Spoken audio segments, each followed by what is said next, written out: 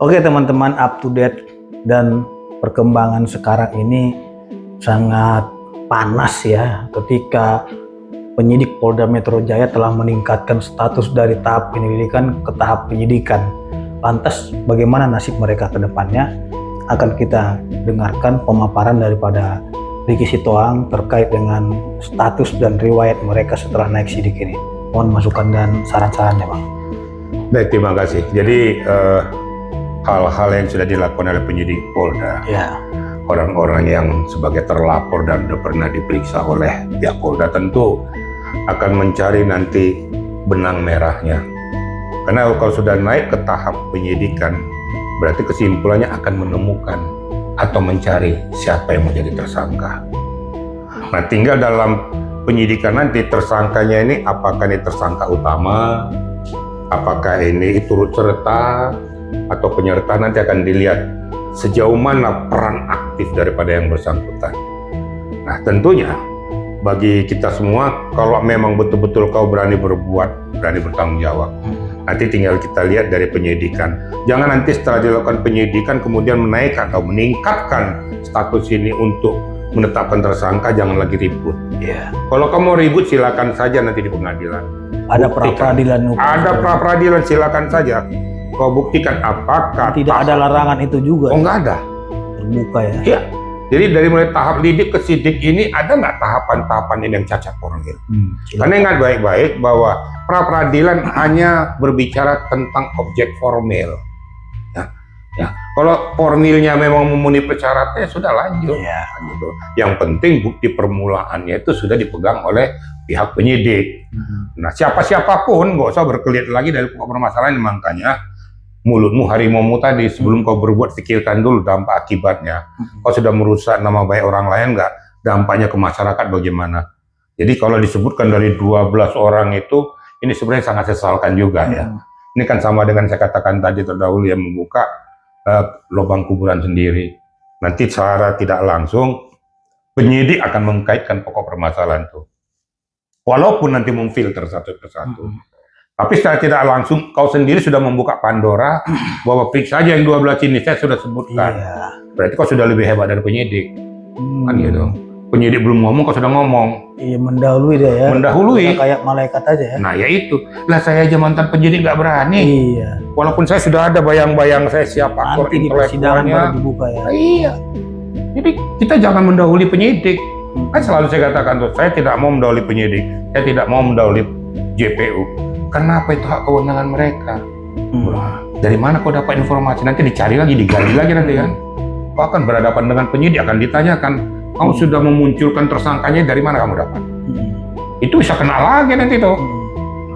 Berarti kamu memutarbalikkan fakta, sudah mendahului kewenangan penyidik.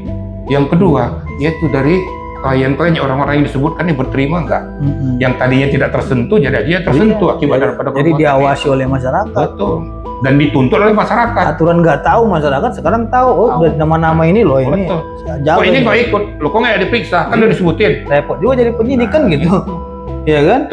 Sementara yang disebutkan dan keluarganya sudah mulai terbawa-bawa. Iya. Kan kasihan juga. Pasti keluarga daripada yang disebutkan keberatan juga. Pasti keberatan Lagi loh. disebut-sebutin. Lo sama dengan giring-giring orang tua gua dong biar masuk. Iya benar. Nah, benar Kasihan juga lo. keluarganya kan. Harus disebutkan namanya. Jadi kalau dibilang tuh ya, jadi apa namanya? Ditikam dia sendiri apa dia dari belakang gitu ya. Dihajar sendiri oleh temannya sendiri. Jadi kita sama-sama mati kan. Nah ya, masa lo aja gua kagak kan gitu sama. Setahu saya kan kalau pengacara itu kan ingin menyelamatkan orang gitu. Sama-sama kita masuk kuburan gitu. Ini ironis tuh. Nah itu memang susah juga memang. Makanya waktu saya lihat Bung Fitra ngomong, Berdebat itu kan ngotot dia. saya betul-betul kaget waktu Bung Fitra ngomong tuh. Terus dijawab oleh beliau pengacara ini, loh. Oh iya. Lo kok nyebutin orang-orang tertentu? Oh, makin panjang ya. Makin panjang. Wah, ini parah nih, berarti nyuruh penyidik periksa aja mereka semua, ini kan sama itu artinya. Enggak. Emang dia ngomong itu disuruh kliennya, umumin saya dong, saya calon tersangka gitu. Ya, itu orang gila juga. Siapa tahu kan ada kliennya yang 12 orang. biar tenar gitu ya. Umumin kita dong yang 12 orang ini. Biar ikut kita tenar gitu. Iya. Kita kan nggak tahu. Siapa tahu kan gitu. Tenar atau masuk bui lagi kan kacau kita tuh. Nah ini menarik juga kan bahan mereka ini katanya bukti mereka itu hanya data ELA, error level analysis. Jadi kalau katanya ELA itu katanya itu palsu, maka palsu lah itu semua. Dalam proses penyidikan yang dikatakan alat bukti itu apakah hanya surat saja sesuai dengan pasal 184, apa saja yang harus dilengkapi penyidik, karena mereka berdasarkan ELA aja, kalau saksi-saksi nggak peduli gitu. Itu bagaimana kira-kira sesuai dengan ketentuan KUHAP? Saya sudah mau ketawa jadi bilang ELA itu tidak akan berdampak. Yang pertama sekali, kalau yang diadakan penelitian itu adalah salinan, itu nggak punya nilai bobot, gitu loh. Sedangkan tanda tangan saja, umpamanya kita mau mengecek bahwa betul nggak ini palsu atau nggak melalui lab, itu dibuat tanda tangan 10. Karena ada tarikannya kadang-kadang beda-beda tuh ada orangnya. Jadi tarikannya kejelas. Apalagi ini salinan. Salinan kemudian diela. Terus buktinya apa? Terus saksinya siapa? Siapa yang menyatakan? Jelas itu? semua ya. Jelas. Nggak bisa hanya sepihak aja. Nggak bisa. Jadi selain saksi, keterangan ahli juga. Ahli juga bisa dan independen. Oh. Makanya kemarin tuh mereka mengatakan keterangan ahli, saya ketawa. Kamu siapa yang membenarkan surat itu kan gitu saksinya tadi kan gitu. Kan saya ngomong waktu di perkara khusus tuh, gelar perkara. Respon dengan ini tidak ahli. Iya. Karena saat itu dia berstatus sebagai pelapor. Saksi itu independen. Harus dikuatkan semuanya gitu loh. Jadi tidak bisa satu pihak. Itu absurd namanya itu. Tidak berdasar. Jadi menurut hemat saya penyidik tidak akan menerima itu. Iya.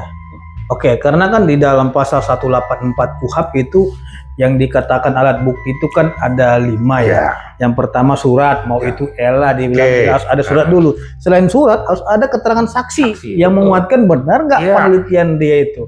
Nah, selain keterangan saksi teman-teman, ada keterangan ahli yang membenarkan pemeriksaan laboratorium forensik itu sudah sesuai dengan prosedur dan perbuatannya itu ini dan lain-lainnya yang independen, tidak memihak. Iya, betul. Nah, tidak ada kepentingan juga dalam perkara itu kan itu. Terus yang kelima keterangan terdakwa.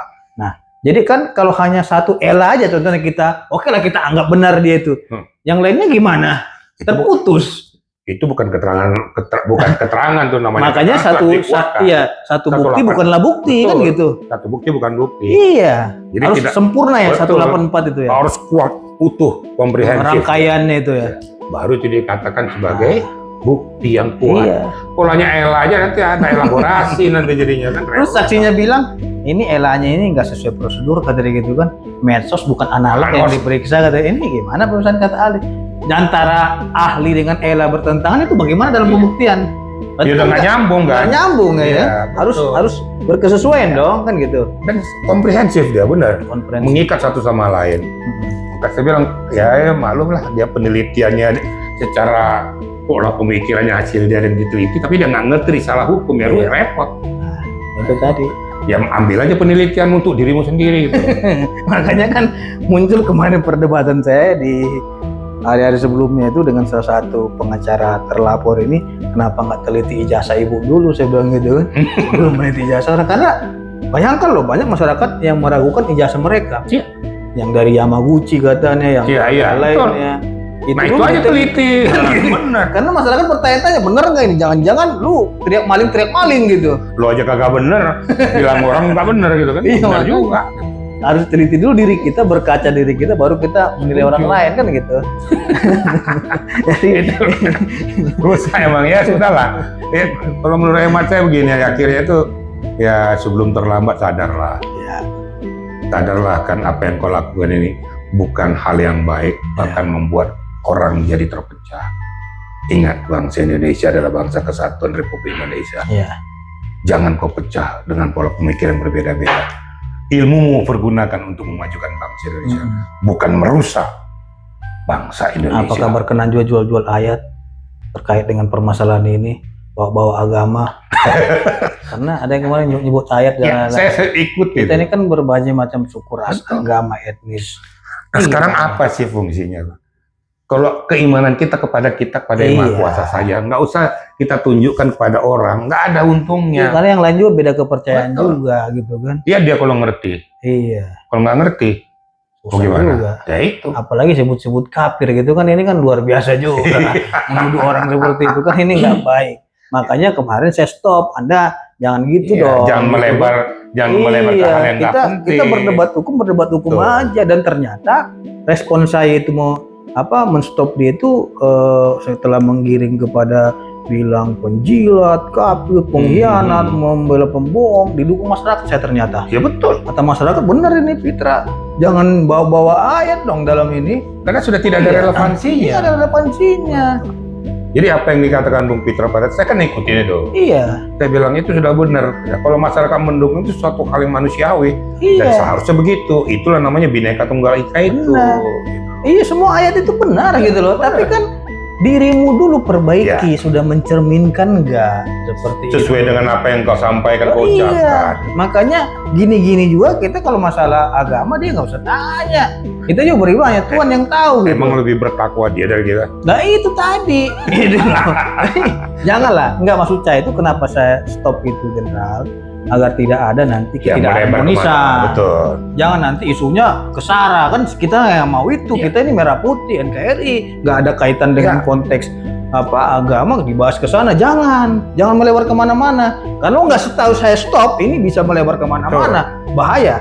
Makanya saya katakan berkali-kali selalu di akhir itu, ayo kita berpikir tentang negara kesatuan Republik Indonesia yang berdasarkan Pancasila dan ketuhanan yang Maha Esa. Selalu saya katakan tuh, berpakulah kita kepada sana, berkuatlah itu Undang-Undang Dasar Republik Indonesia, baru kita damai sejahtera. Oke. Kira-kira gitu Pak Fitra. Oke, Ya. terima kasih Pak Jenderal. Pemirsa dimanapun Anda berada, ini kajian hukum yang sangat menarik dan ilmu ini sangat bagus sekali karena berbobot dan berkualitas. Tinggal teman-teman bisa berpikir secara jernih siapa yang layak untuk didengarkan. Ya. Kita menjadikan ilmu hukum yang memang berkualitas, bukan omong-omong ataupun opini yang menyesatkan masyarakat. Sampai ketemu kembali di acara podcast berikutnya di Head to Head bersama pengacara Mawar. Terima kasih. Terima kasih. Sehat selalu.